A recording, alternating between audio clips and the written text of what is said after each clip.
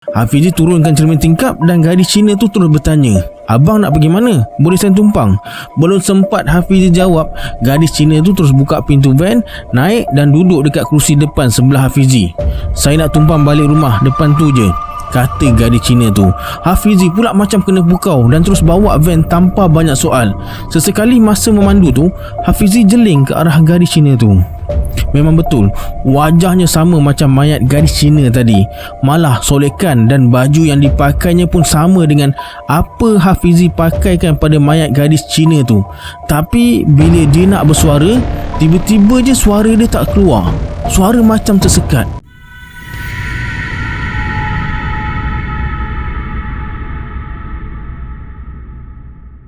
A'udzubillahiminasyaitonirrajim. Bismillahirrahmanirrahim. Assalamualaikum semua, kembali lagi bersama saya Syarul. Terima kasih sebab dah klik video ni. Semoga yang menonton video ni ditambahkan rezeki dan memudahkan urusan dunia dan akhirat. Dalam cerita himpunan kisah seram kali ini, saya akan sampaikan 4 kisah. Salah satunya kisah yang pernah saya ceritakan dalam video pertama saya yang ni. Saya nak ceritakan balik dengan lebih teratur semula. Nak tahu 3 lagi kisah yang lain? Tonton video ni sampai habis. Jangan lupa like, subscribe dan komen dalam video ni. Pada yang nak join grup Telegram saya ada letakkan link dekat bawah juga. Macam biasa, sebelum saya mulakan, jom kita baca selawat dulu.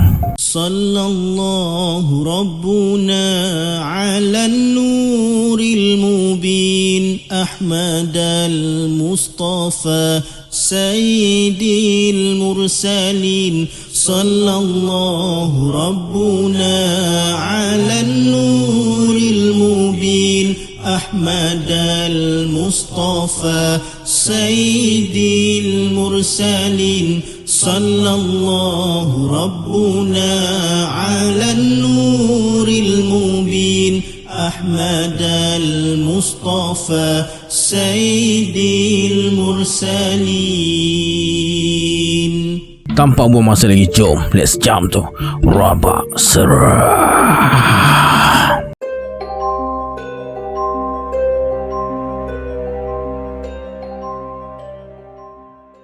4 Disember 1977, Tanjung Kupang, Johor. Satu tragedi nahas kapal terbang yang menyebabkan kesemua 93 penumpang dan 7 anak kapal Malaysia Airline System MAS, termasuk Menteri Pertanian Malaysia ketika itu, Datuk Ali Haji Ahmad, terbunuh. Disebabkan tragedi itu, penduduk sekitar tempat kejadian selalu diganggu dengan suara rintihan, tangisan dan jeritan minta simpati pada waktu malam. Syukur dan keluarga dia antara penduduk Tanjung Kupang yang rasa gangguan tu. Selama beberapa minggu, hampir setiap malam penduduk sekitar Tanjung Kupang tak lena tidur. Ayah Syukur pernah 2 kali dengar suara rintihan misteri waktu malam. Suara tu datang dari tempat pesawat tu terhempas dan terbakar. Lebih misteri lagi bila tuan punya suara tu datang ke rumah minta tolong daripada ayah Syukur ni. Pada suatu malam, ayah terdengar bunyi ketukan dekat luar rumah. Ketukan tu diikuti dengan suara orang merintih. Ayah pernah dengar cerita ada beberapa rumah penduduk kampung yang didatangi tetamu misteri berpakaian koyak rabak minta tolong pada waktu malam. Bila teringat cerita tu, ayah dah agak. Yang ketuk pintu tu mungkin tentamu tu. Ayah ni memang jenis seorang yang berani. Dia terus buka pintu dan nampak seorang perempuan berpakaian compang-camping berdiri dekat luar pintu rumah. Ayah tahu wanita tu mangsa nahas kapal terbang dan terus tanya wanita tu nak apa. Kelibat wanita tu hanya diam sambil angkat tangan paras bahu dan goyang-goyangkan jarinya macam orang main piano. Ayah tak dapat tangkap apa maksud kelibat wanita tu. Dia tanya lagi, nak apa? Kelibat wanita tu buat benda yang sama, goyangkan jari-jarinya. Kemudian ayah suruh kelibat wanita tu pergi dari situ. Tapi kelibat wanita tu tak peduli. Dia tetap berdiri depan pintu sambil main jari-jarinya. Sementara tu mak yang rasa hairan terus panggil ayah dan tanya, ada apa? Siapa yang datang? Tak ada apa, jawab ayah sambil palingkan muka ke arah mak. Bila ayah palingkan muka ke depan semula, kelibat wanita tadi dah hilang. Esoknya ayah ceritakan kejadian tu pada mereka sekeluarga. Ayah memang tak puas hati selagi tak dapat tafsir apa yang kelibat wanita misteri tu nak dan berharap malam ni kelibat wanita tu datang lagi ke rumah. Malam tu memang betul kelibat wanita misteri tu datang rumah lagi. Kali ni mereka sekeluarga saksikan peristiwa yang dialami ayah semalam. Disebabkan takut, hanya ayah je yang berdepan dengan kelibat wanita tu. Syukur mak, abang-abang dan kakak kakak-kakak yang lain hanya mengintai dari dalam bilik. Mereka semua nampak apa yang ayah katakan. Kelibat wanita tu hanya hulurkan tangan sambil goyang dan tunjuk jarinya sebelum hilangkan diri. Kenapa wanita tu hulurkan tangan dan tunjukkan jarinya? Itulah yang bermain-main di fikiran ayah. Kakak sulung dan abang-abang pesan pada ayah, buat apa nak fikir semua tu? Buang masa je. Syukur yang masih bersekolah rendah masa tu hanya diamkan diri je. Esoknya, ketika lalu berdekatan kawasan nahas kapal terbang masa nak pergi sekolah, syukur letakkan sesuatu dekat situ. Mungkin bila dah letak sesuatu tu, kelibat wanita tak datang lagi ke rumah dia. Memang betul, lepas syukur letak sesuatu dekat kawasan nahas kapal terbang tu, kelibat wanita misteri tu dah tak datang lagi rumah mereka. Hampir setiap malam dalam tempoh sebulan sejak kali terakhir wanita misteri tu datang rumah, ayah asyik tunggu kelibat wanita misteri tu. Tapi hampa. Ayah pelik, kenapa wanita tu dah tak datang lagi ke rumah? Sampai sekarang, setelah berpuluh tahun kejadian tu, tak ada seorang pun tahu kisah di sebalik kelibat wanita tu datang ke rumah keluarga Syukur. Sebenarnya syukurlah punca segalanya. Barang yang dia letak berdekatan dengan kawasan nahas kapal terbang MH653 yang dalam penerbangan dari Singapura ke Pulau Pinang tu adalah sebentuk cincin. Cincin tu dia jumpa berdekatan kawasan nahas kapal terbang tu. Syukur yakin cincin tu milik kelibat wanita misteri tu. Beruntung juga keluarga mereka dapat saksikan kelibat wanita misteri tu dalam keadaan fizikalnya sempurna walaupun compang-camping. Sedangkan hakikatnya, dalam tragedi tu tak ada satu mayat mangsa pun yang dapat dikenali. Semuanya hancur berkecai.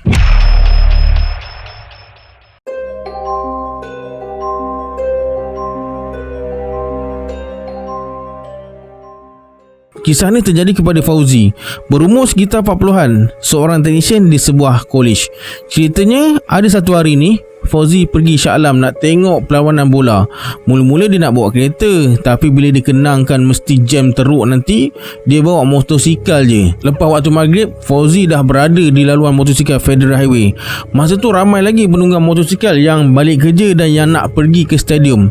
Sampai dekat kawasan Subanjaya, ada satu kemalangan antara kereta dan lori, tapi tak ada kematian. Fauzi teruskan perjalanan ke stadium Shah Alam. Lepas tengok bola, dia sembang kejap dengan kawan-kawan. Lebih kurang pukul 1 lebih pagi, Fauzi balik. Dia ikut laluan motosikal Federal Highway tu. Fauzi mula rasa tak sedap hati lepas dia lalu tol Batu Tiga, tapi dia abaikan je. Masa lalu dekat arca jam Petaling Jaya, Fauzi pelik sebab motosikalnya terasa perlahan dan tak bergerak laju. Bukan berat, tapi dia teruskan juga. Lepas terowong sampai dekat satu selekoh, Fauzi terkejut bila nampak ada seorang lelaki duduk sambil juntaikan kaki atas pintu masuk terowong. Fauzi terus berek mengejut. Kelibat lelaki tu macam tersenyum dan melambai-lambai pada Fauzi. Apa yang membuatkan Fauzi pusingkan motosikalnya dan melawan arus masuk ke jalan besar ialah kaki kelibat lelaki tu panjang sampai nak cecah tanah. Tak ada mata, hidung dan mulut dia keluar darah. Dengan pantas dia pecut motosikalnya sampai ke rumah.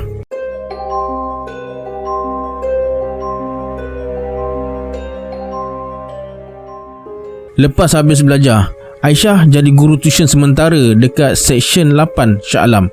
Dalam pukul 2 petang dia dah keluar rumah sebab nak sampai sebelum pukul 3.30 petang.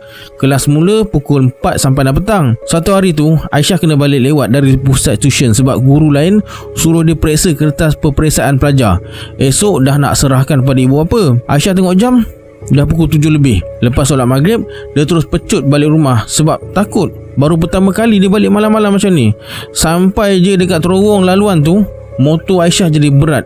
Dah lah hujan renyai, helmet pula tak ada visor. Masuk terowong, gelap gulita dan mula terasa seram. Mulut terkumat kamit baca ayat kursi. Sebaik saja keluar dari terowong tu, Aisyah nampak ada sesuatu tengah berdiri dekat sebelah kiri laluan motor tu. Nampak macam badan seorang lelaki. Tak jelas mukanya, tapi ada banyak darah meleleh dari badan sampai melimpah ke jalan motosikal tu. Jalan tu nampak macam banjir dengan darah. Masa tu pula tak ada motosikal lain lalu dekat situ. Motor Aisyah ni pula memang dari tadi dah rasa berat, macam bawa tong simen. Benda tu makin dekat. Dia jalan macam tempang dan heret kaki dia. Rupanya kaki dia patah. Sekali dia angkat mukanya hancur bersepai. Daging macam nak jatuh. Aisyah terus jerit Allahu Akbar. Motor terasa ringan semula. Dia terus pecut sampai ke rumah. Esoknya Aisyah telefon pusat tuition bagi tahu dia nak berhenti. Sampai sekarang ni bila teringat balik kisah tu, mesti terbayang wajah lelaki muka hancur dengan darah dan daging-dagingnya jatuh berjuntaian tu.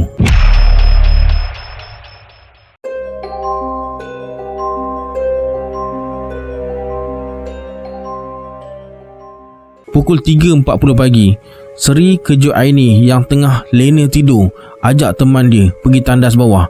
Dia takut nak pergi tandas tu sorang-sorang pagi buta macam ni. Tapi macam mana Seri tahu Aini dah balik dan ada dalam bilik?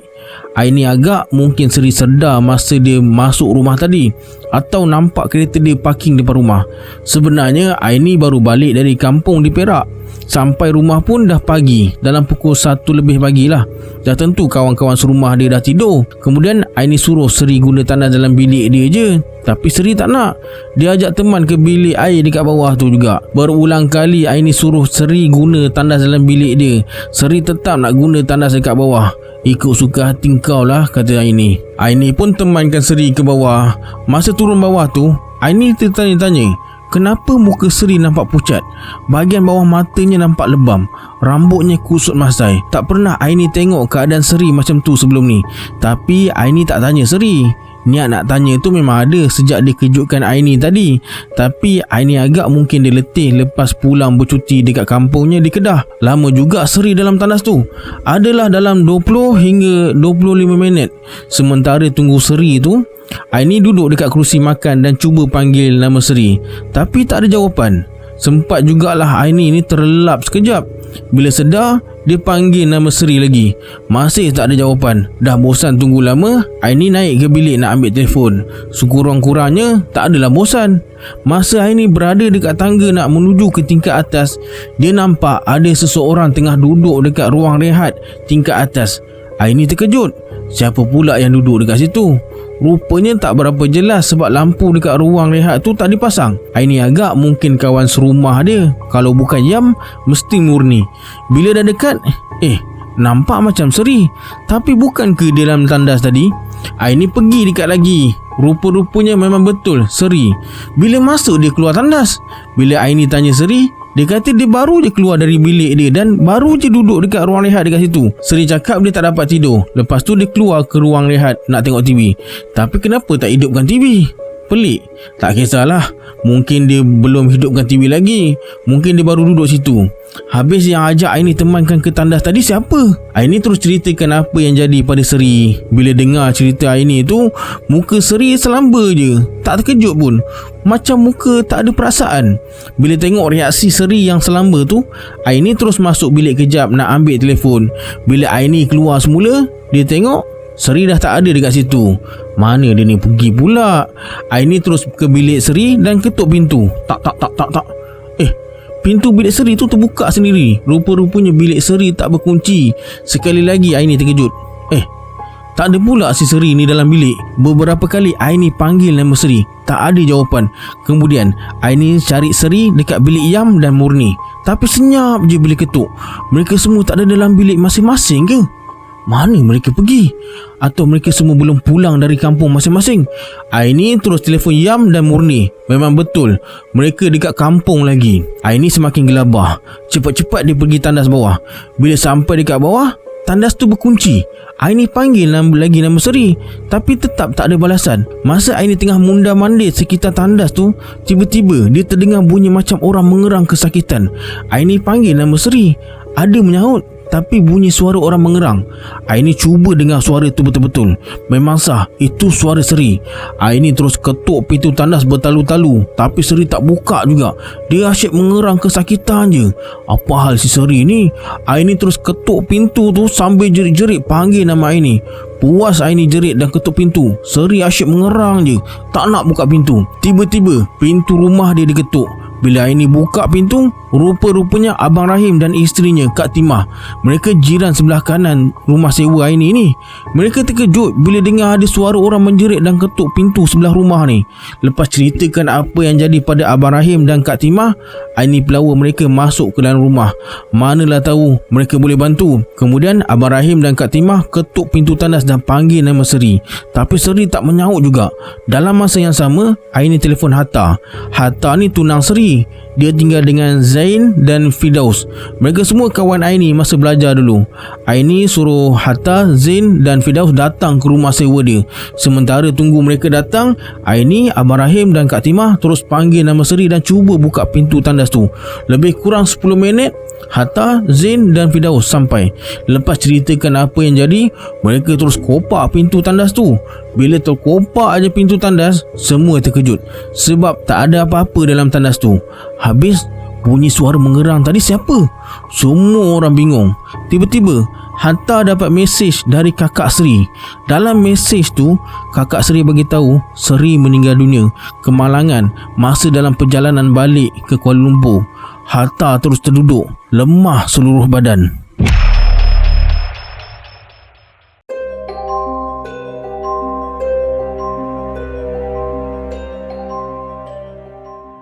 Sekitar tahun 1995, masa tu Hafizi kerja kontrak dengan sebuah syarikat Cina sebagai pemandu van mayat bukan Islam. Suatu hari, lebih kurang pukul 8 malam, Hafizi bawa mayat seorang gadis Cina dari Hospital Sultanah Aminah, Johor Bahru. Malam tu Hafizi kerja seorang.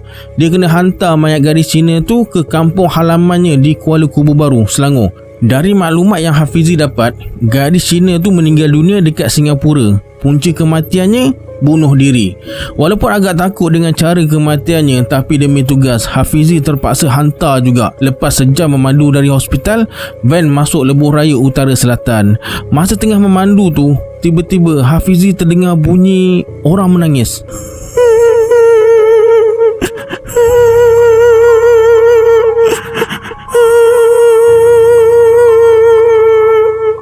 Suara tu halus dan mendayu-dayu. Bunyi tu datang dari bahagian belakang van. Jantung terus berdegup kencang, bulu roma terus meremang. Hafizi gagahkan hati dan memandu dengan tenang. Tak lama kemudian, suara tangisan tu hilang. Tapi selang beberapa minit kemudian, kedengaran pula bunyi benda jatuh dekat bahagian belakang sampai van tu bergoyang-goyang. Cepat-cepat Hafiz berhenti dekat tepi jalan. Dia turun dan terus ke bahagian belakang van. Sambil berdiri kat luar, Hafiz tinjau dalam van dari cermin tingkap. Pelik, dari cermin tu dia nampak keranda masih berada dalam keadaan elok, tak terbalik, sengit atau tersadung ke dinding van. Akibat tak berpuas hati, Hafizi buka pintu dan masuk bahagian belakang van. Bila buka je keranda tu, berderau darah Hafizi bila tengok mayat gadis Cina dalam keranda tu dalam keadaan terlangkup. Bahagian depan badannya menghadap ke bawah. Macam mana boleh terlangkup ni? Tadi semua okey je. Walaupun rasa seram, Hafizi betulkan semula kedudukan mayat tu. Bila dah selesai, dia terus masuk dalam van dan mulakan perjalanan. Baru beberapa kilometer bergerak, Hafizi terdengar bunyi lain pula.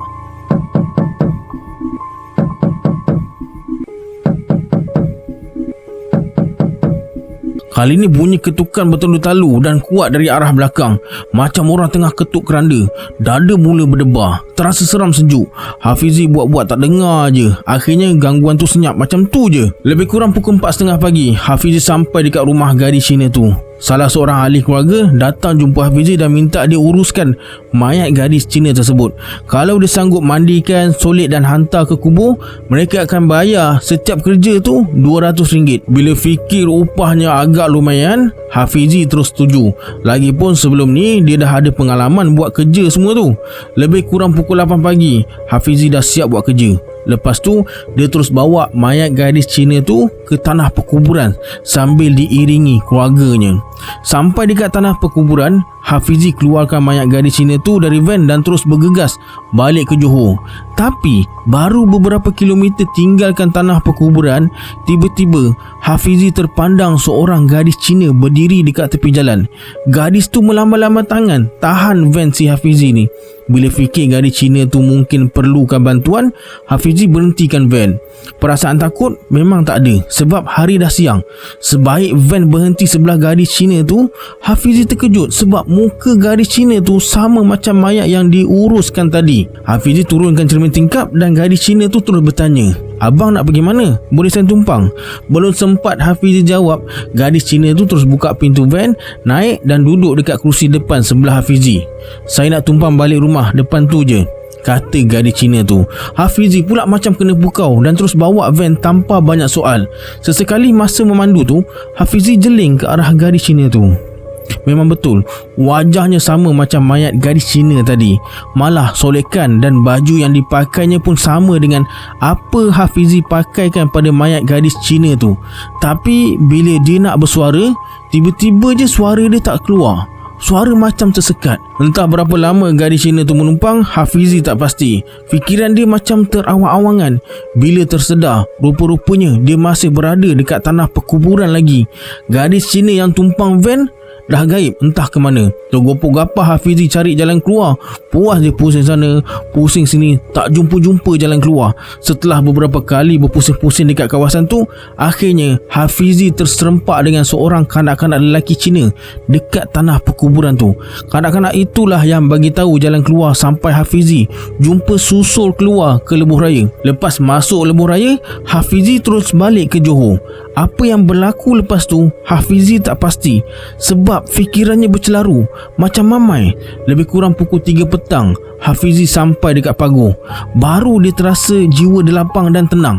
Hafizi mula terfikir macam mana dia boleh sampai ke pagar, sebab dia langsung tak ingat apa-apa lepas masuk lebuh raya tadi. Masa nak bayar tol dekat Senai, baru Hafizi sedar dia tak ada tiket tol rupanya. Waktu tu Hafizi terfikir, lepas masuk lebuh raya tadi, dia tak jumpa sebarang tol pun. Akibatnya, Hafizi terpaksa bayar tol sekali ganda sebagai denda. Okey, sampai sini kisah yang dapat saya kongsikan hari ini. Sebelum kita berpisah, anggaplah kisah ini sebagai hiburan semata-mata. Jangan terlalu mudah percaya, hanya yang mengalaminya tahu akan kebenaran sesuatu kisah tu. Kita berjumpa di video akan datang. Saya Syarul. Assalamualaikum. Adios.